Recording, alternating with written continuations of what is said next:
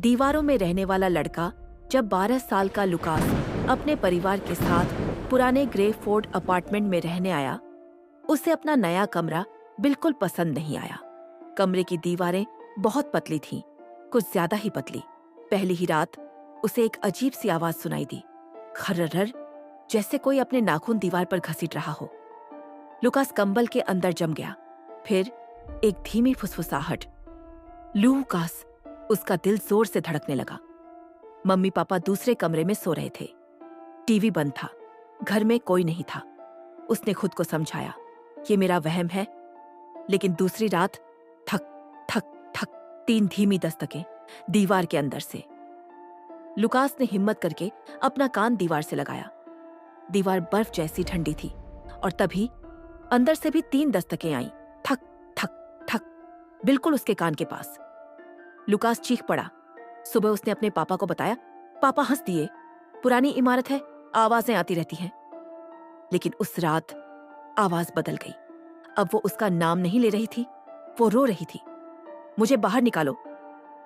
Lucas ने देखा, उसकी अलमारी के पास दीवार में एक छोटा सा दरार उभर आया था और ऐसा लग रहा था जैसे कोई अंदर से उसे धक्का दे रहा हो। धीरे धीरे दीवार फूलने लगी, पेंट उखड़ने लगा और अचानक एक पतली ग्रे रंग की उंगली दीवार के पार निकल आई। फिर दूसरी, फिर पूरी दीवार टूटने लगी। दीवार के अंदर से एक चेहरा बाहर आया, सफेद बेजान त्वचा, खोखली आंखें और एक बहुत चौड़ी टेढ़ी मुस्कान। वो मुस्कुराया, तुम मुझे सुन सकते हो?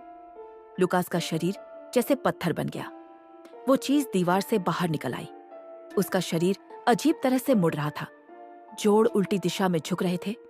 वो रेंगते हुए लुकास की तरफ बढ़ी और पास और पास। फिर सब कुछ अंधेरा हो गया। अगली सुबह लुकास गायब था। कमरा बिल्कुल ठीक था, दीवारें सही सलामत, कोई दरार नहीं, कोई निशान नहीं। पुलिस को कुछ नहीं मिला।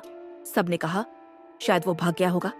लेकिन कुछ महीनों बाद उस कमरे में एक नया बच्चा रहने आया। पहली रात उसे भी वही आवाज सुनाई दी, खर्रर, और फिर दीवार के अंदर से एक धीमी फुसफुसाहट, तुम मुझे सुन सकते हो? समाप्त, या शायद नहीं।